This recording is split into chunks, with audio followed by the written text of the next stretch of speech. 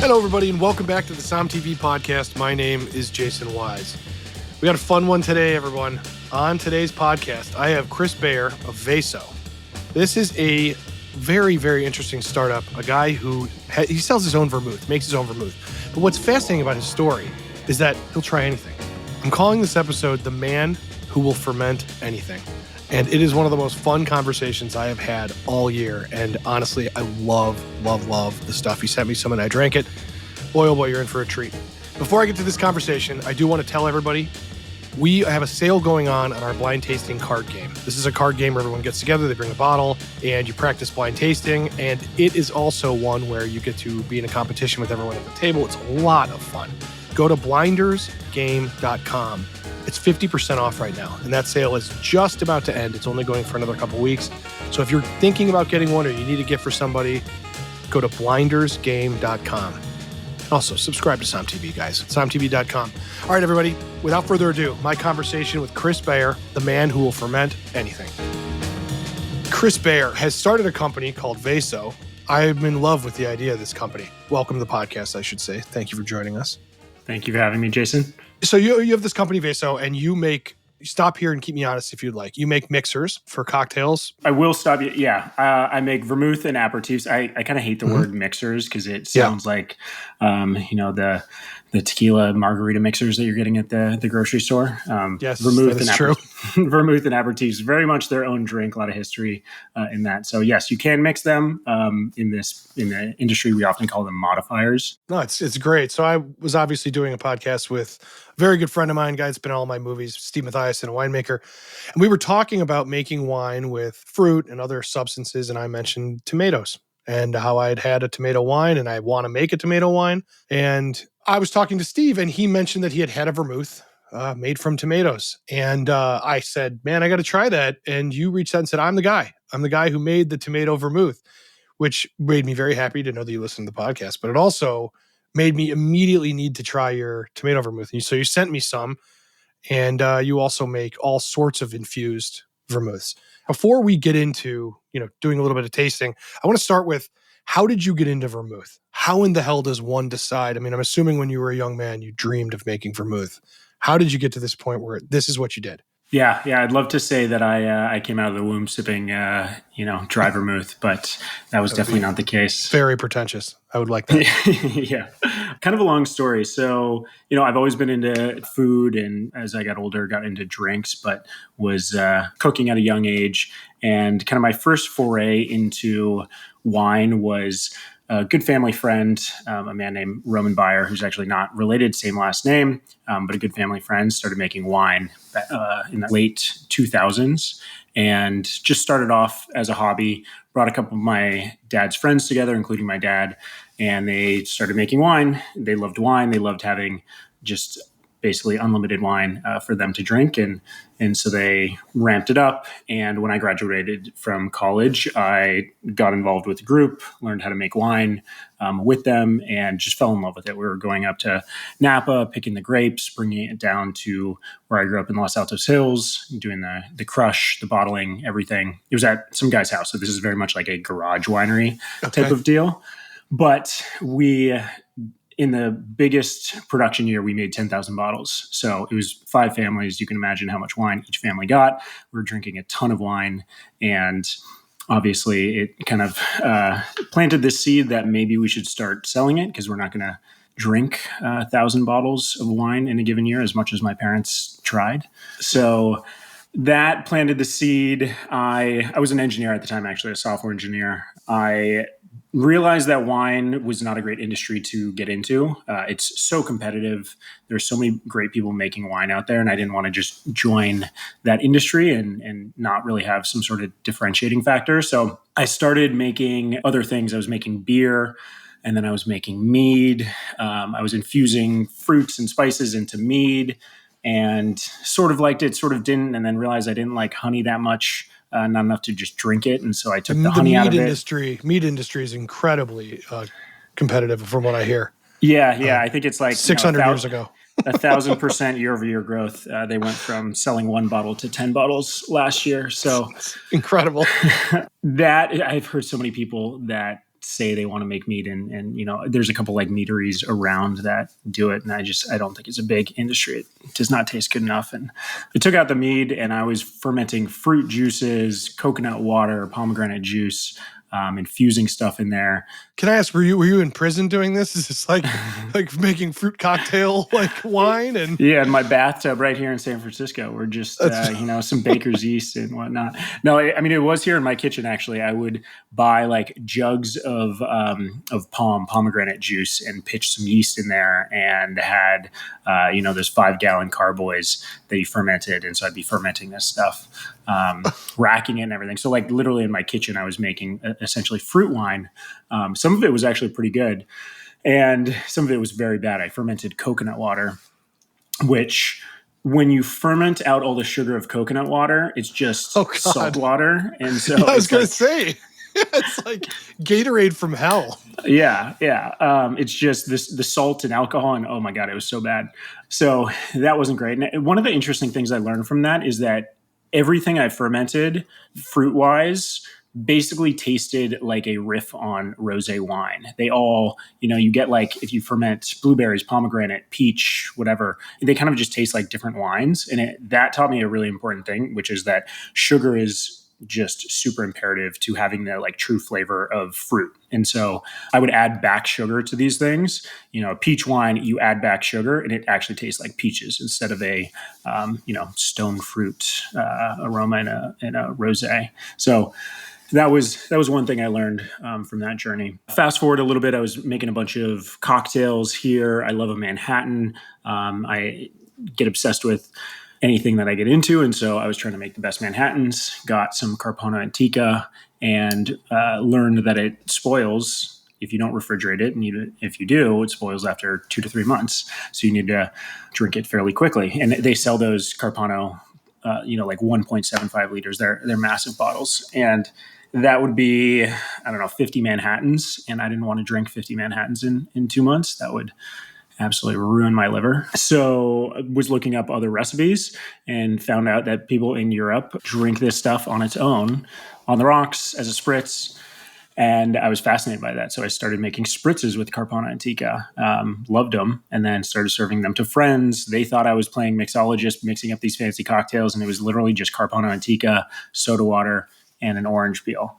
And so that sparked that real idea that vermouth is amazing. It has a really bad reputation in the US, but it's actually good when you drink the good stuff and when you drink it the right way. And so I thought that there was space for another brand or changing just kind of the stigma around vermouth. So that was kind of the impetus for me going down the path of vermouth. And again, was tinkering with making vermouth in my kitchen. And then how I actually got into it commercially was 2019, I was a product manager, was a little burnt out, really wanted to do something that I could like put my hands on, create a real product. And so quit my job. I was going to go to Italy, explore aperitivo culture, start making some more stuff at home. COVID hit 3 months later. That ruined all my plans. So I kind of pushed things back. And a couple months in, I decided this is the time to do it. It's now or never. So I made 2 official test batches, went to the farmers markets, got strawberries, citrus, got a bunch of spices, made probably 5 bottles of each, and tasted my family through it over the holidays and said, if this isn't absolutely terrible, I'm just going to do this. Tasted them through it, and they were somewhat surprised that it was pretty good, which shows that they had very little confidence in me, but they were shocked at how good it was. And so in 2021, I decided to just jump into it, incorporated a company, signed a lease at a winery as an AP, and then over the next 9 months, taught myself how to make aperitifs and vermouth at scale. It's incredible. I think I, for one, have on this podcast especially been telling people, we've been talking to Jeff Porter, other people that are in wine, vermouth is the most maybe maligned drink in the world, I think, at least from an American perspective. There's other things like Madeira and things that just don't get the respect, or sherry, especially here. But I think vermouth it's at the top. But it is turning a corner. I don't know if you have anything to do with this. I hope you do. But what's fascinating about vermouth is, and I say this with this is going to sound like a dig, and I mean it as a compliment. It's kind of like the scented candle industry. It can be anything. It can smell like anything.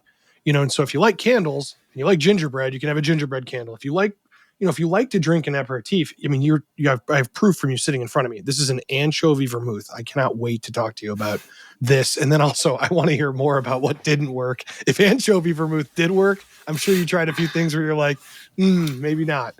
But tell me about the process. I mean, just a refresher for people on what vermouth is and kind of how you make it before we dig into some of the wild stuff that you make and some of the, delicious stuff you make. Yeah, so vermouth is essentially just an aromatized and fortified wine.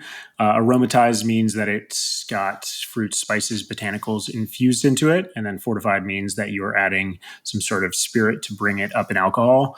For vermouth and any sort of like wine-based aperitif, it has to be grape spirit, so we're adding grape spirits to bring that up. So wine that's been distilled into high-proof brandy.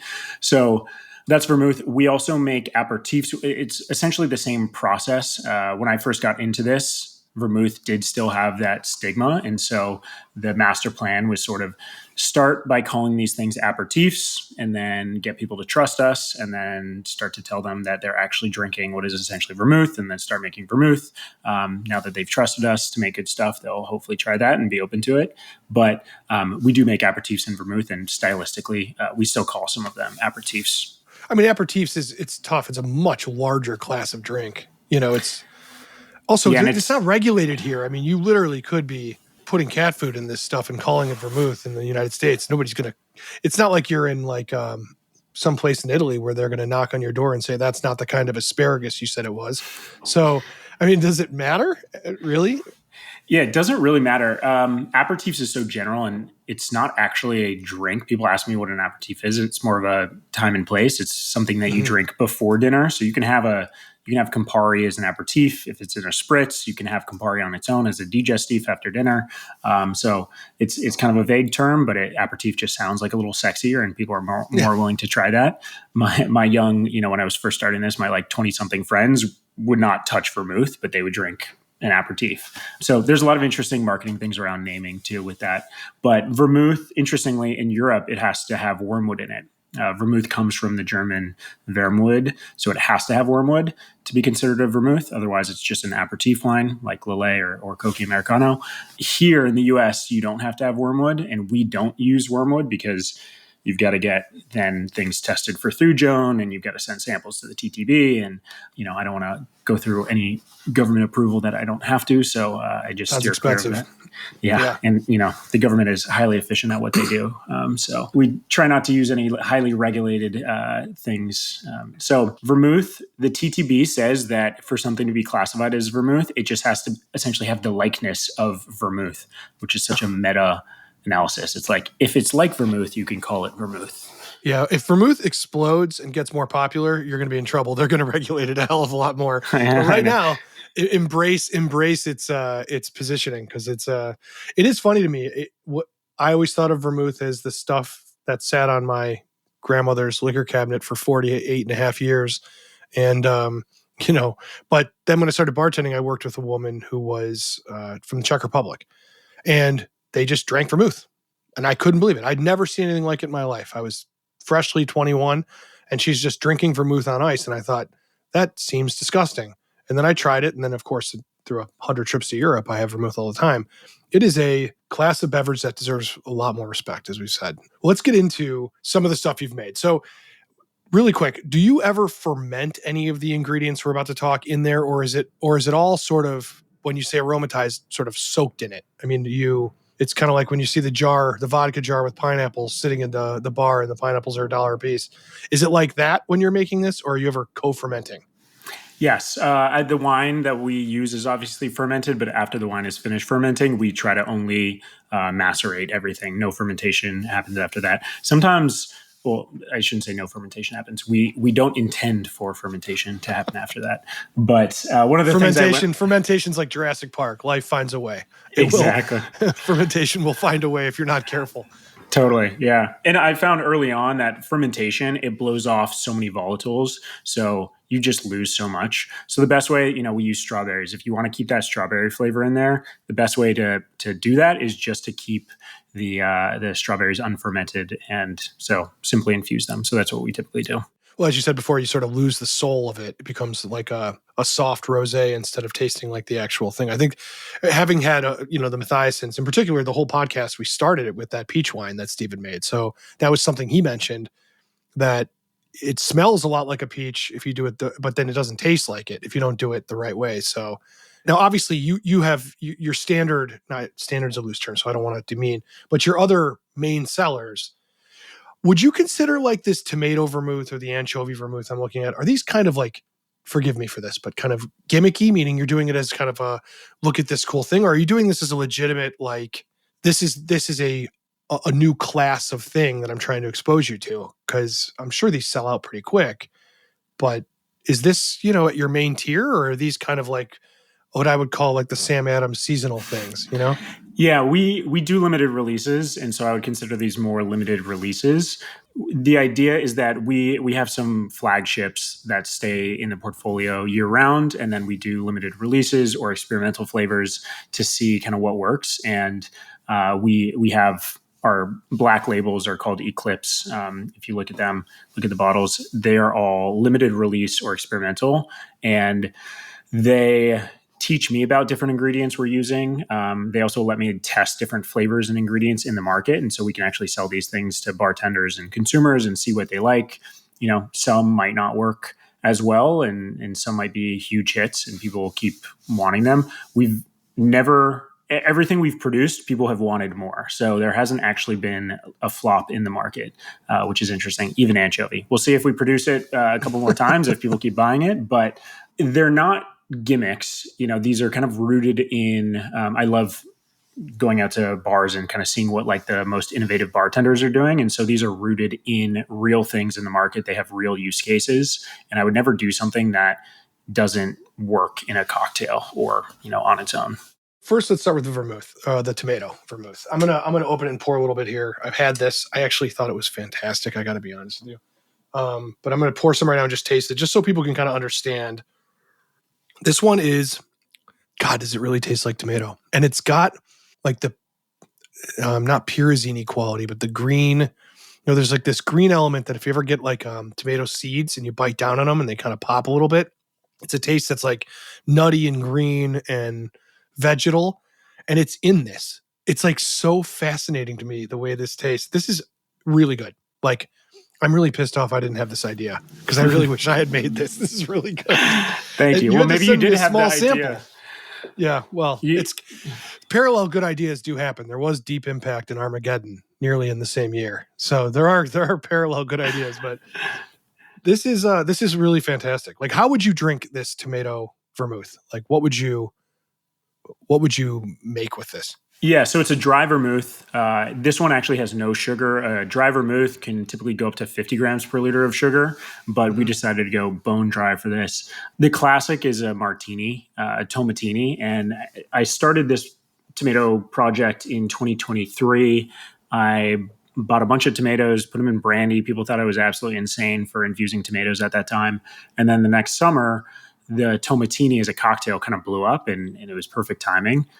So, this in place of your classic dry vermouth in a martini is going to be just great. So savory and herbal. You can mix it in with other things too. So tomatoes, I'm a total like food science nerd. Tomatoes have really high concentrations of glutamates, which is the savory compound, MSG. It's basically natural MSG. It is so savory. This is like, it really is so delicious. I mean, yeah, it's almost got this like oily coating on your tongue of just like after you've eaten a steak or something. And some people compare it to soy sauce, kind of the same sensation of soy sauce. Just pure umami. I could see that. This is really good. Like, I'm not kidding. People listening, this is really fantastic. I'm not surprised you're sold out. Thank you. We are making another batch. It was my idea, frankly, but it's we'll pay you royalties on that. I'm sure. I look forward to the check.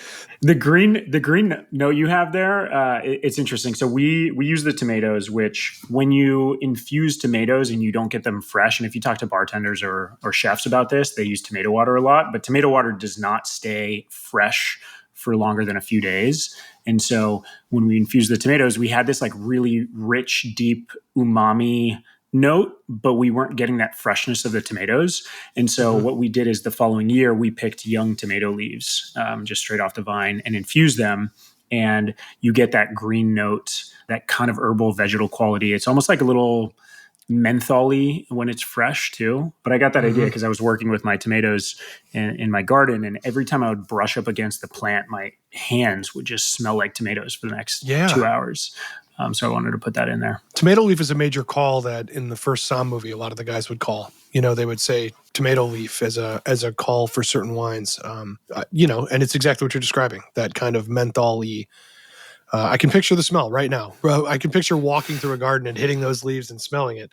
Well, all right. So the anchovy one, this is amazing because I think when you bring this up to the normal person, and I don't know what that means, normal, but I mentioned to my wife, she knows a lot about this stuff, wine and all this stuff. When I mentioned I'm about to, drink some anchovy vermouth, I mean, she doesn't like anchovies, so it doesn't help, but she was just kind of like, oh my God, that sounds not good. Now, I love anchovies. I love sardines. I love all this stuff very much. So to me, I was like, this sounds kind of great.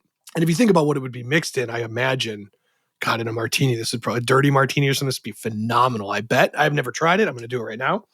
But you're going to mix up a martini right there on air? No, I should, but fortunately it's midday. Whoa. Let me see. This has got like a lot of like saline. Man, it's got the fish. Damn it. This is good too. This is really good. This is almost like it's almost like a dirty martini on its own. What's the alcohol content in these? All of these are 18%. See, so this is if you were to shake this and pour this in a martini glass, it's a little safer, not Totally. not so alcoholic, but it feels interesting.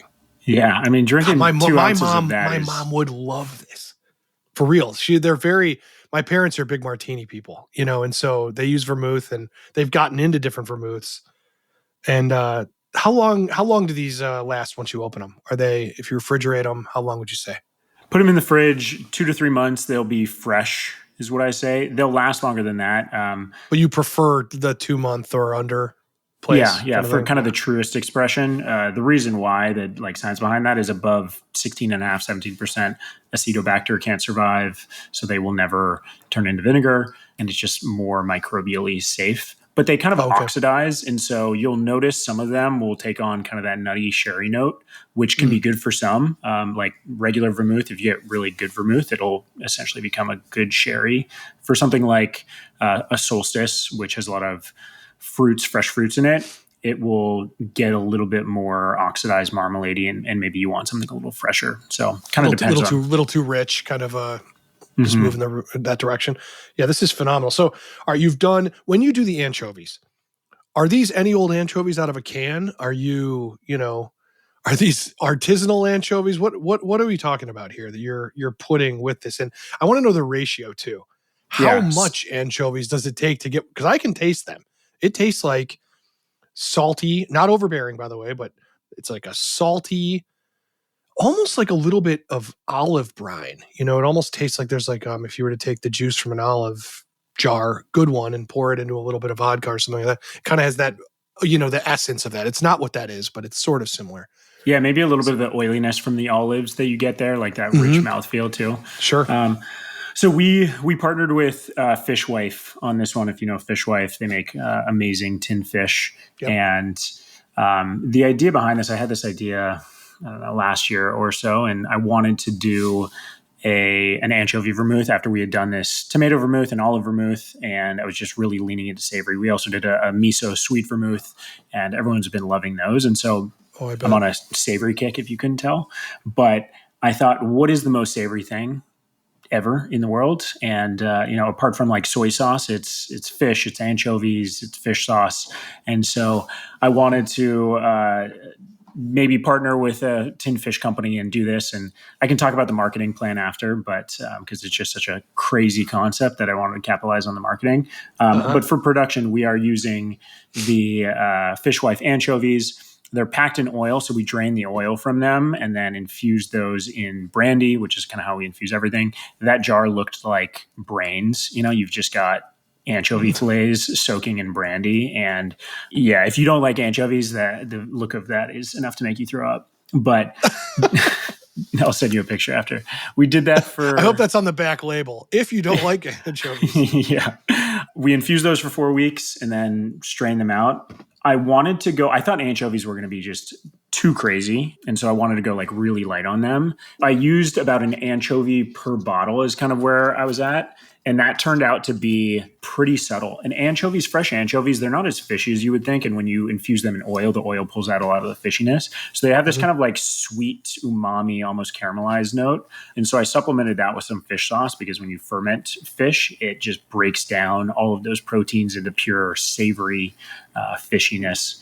And so the fish sauce also helps to amplify that. And then we added in burdock root, dandelion root, angelica root, orange peels, some other herbs and spices just to kind of increase the savoriness, make it a little bit more complex, a little bit more well-rounded. I mean, it's fantastic. I assume this is like a killer in stuff like a dirty martini or trying to think what else this would be great in. So I had a cocktail out in Oakland. The beverage director at Comey out there was doing a fish sauce whiskey cocktail, and I had a sip of that, and that I was mulling over this anchovy vermouth idea, and then I had a sip of that cocktail, and I was like, oh, this actually would work and wouldn't taste disgusting. And so we have you probably have one of the cards there. I think hopefully we sent that to you. An Old Pal riff. So works really well with whiskey. The fish sauce and the anchovies have that kind of caramelized rich note that works with the oak from the whiskey. And then also really works really well with mezcal. We have a cocktail there with mezcal. I could see that. Good call. And because of it's just so savory, so it makes everything else pop. Even like fruits will pop. Anything salty will obviously pop. It just kind of amplifies the flavor of everything. So works well in so many different things. But yeah, a martini is kind of the no-brainer. And we would call that a filthy martini, or, your take on people name them garbage martinis, kitchen sink martinis, whatever you want to do. Garbage martinis, I'm sure, go over well. Yeah. Pay $20 for a garbage martini at a bar. Yeah, well, welcome to LA. That would be cheap. All right, so you've done anchovies, so clearly you've tried some stuff that has not worked. I want to know what you have tried to ferment, because in my brain, I'm thinking of all these things that would be, let's say they'd be really clicky for an article, pumpkin vermouth. That could work, right? I mean, you could probably do some kind of fall pumpkin spice. I'd rather run in the traffic than drink more pumpkin spice stuff. But like, what's something out there that people wouldn't think of that you've tried and went, yeah, no, this is not working? To be honest, we haven't done like a finished product that I have not enjoyed. And so the way that we produce things, it's not just like throw everything together and see what happens. It's very much an iterative process of adding a drop here, a drop there, and kind of like building from the ground up. I think of it like how a chef makes a dish. They add one ingredient at a time and then taste and go forward. So there's not anything that just hasn't worked. Yeah, as I said before, the coconut water, when you ferment that out, disgusting. So I wouldn't do that. But what are some things you want to do? Thinking about anchovies, is there anything else that is protein based that you'd like to do? I mean, would you do like a like a smoked duck? Is there something that is in the realm of meat or protein based that you would try? Like, what about like durian fruit? What about something that people be like, I don't know. Yeah. I mean, I hate durian, so I don't know if I'm ever going to work with that, but that would be an impediment. A bunch of ideas. Some are still kind of confidential because we're working on them, but I mean, anchovy is so crazy that I'm trying to think of how do we go crazier. So if you have what's the NDA process like when you're like, I don't want somebody to know that we are thinking about dragon fruit refreshers. Yeah. Wait, it's taken? Anchovy, it was funny in the winery because we share this winery with other people. There's about 5 other winemakers in there. And I was trying to hide the anchovy from them because, we're dealing with fish sauce and raw fish, and they would have absolutely murdered me. So they found out when we were getting close to bottling, but I had to kind of keep it under wraps from them just so that they didn't, kick me out of the winery. But some of the other ones we're working on, I've always wanted to work with black sesame. I think that's a really cool flavor, kind of nutty, bitter on its own. So it works well in a bitter vermouth. I really like seasonal stuff, and I get a lot of inspiration from a lot of food that I eat out. And so last summer, corn season, there was corn everywhere. So I thought about doing something with fresh corn, getting all that like sweetness from fresh corn. Oh yeah, that's a good call. Spicy is always an often requested one. Doing something with peppers, which the pyrazines got to be. They just have to be so powerful in something like that, though, right? You have to pick the right pepper, and I mean, I've seen some things. I mean, even just with cooking, sometimes when you roast a pepper, it can be pretty seriously overpowering. But I would say, God, I mean, think about all the things you could do if tomato and anchovy work. Man, sky is the absolute limit. It feels like, at least. Totally. And I've found that if you pick one ingredient that you want to work with, you can always make it work. You can find ingredients that work with it. It, might not work as a dry vermouth, but as a sweet vermouth, it's going to work really well. And so there's so many different options. That's incredible. So are you going to expand into anything else? Or are you going to stay hardcore in vermouth? Is that where you're going to be? For the time being, we're going to stay wine-based, so aperitifs and vermouth. There's benefits to working in spirits. Things don't oxidize as fast. It's tough going into a bar and seeing that all of our vermouth is, if it's on the back bar, that's bad because it's spoiling, and it kills me every time to see that. But it's cool because I can see the label. And then if I tell them to put it in the fridge, it's hidden in the fridge. So that's one of the benefits of having a spirit-based aperitif or digestif is that, it's more visible to the consumer.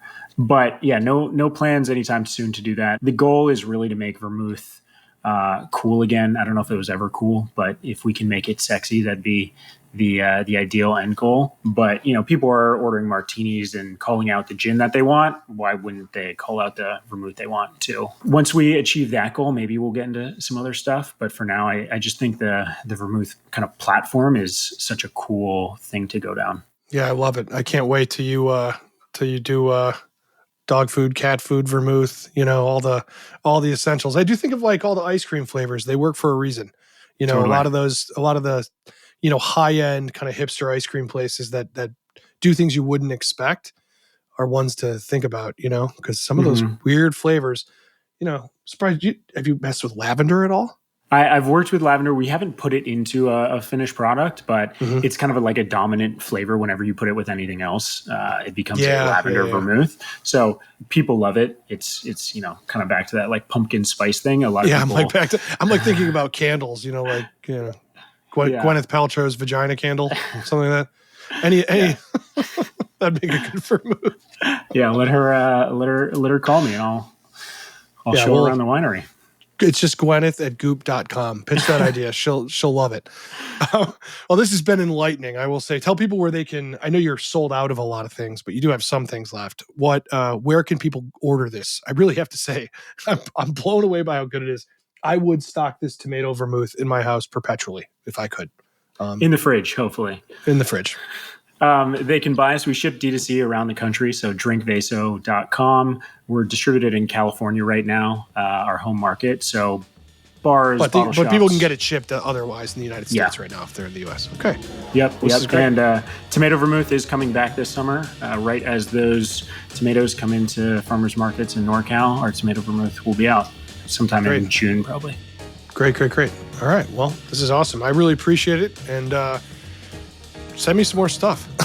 I will. All right. I'll send you some of Gwyneth's vermouth when we make it. I'll have the anchovy. I'm good. Thank you so much for listening. Remember, if you love this podcast, hit pause right now and give it a great review wherever you listen. If you listen on Apple Podcasts or Spotify or whatever, it really, really, really means a lot for you to give us 5 stars or whatever it is and leave a nice review. It means a lot. I want to thank my podcast producer, John Adams, who is now James Beard nominated for this podcast. Congratulations, John. And I want to thank Chris for being on the podcast. He sent me some of those. I really wasn't faking when I was drinking those. That tomato vermouth is outstanding, and it came from an earlier conversation I had with Steve Mathias. If you haven't heard that, go back a few episodes and listen to that podcast. And last but not least, if you're not a SomTV subscriber, go to somtv.com. That's what allows us to do all of this. The podcast, all the movies, all the shows. And there is so much up there and so much coming. New blind tasting sessions, new things, lots coming. So go to somtv.com, subscribe. All right, everybody, be safe and drink something weird. You never know. It might be great.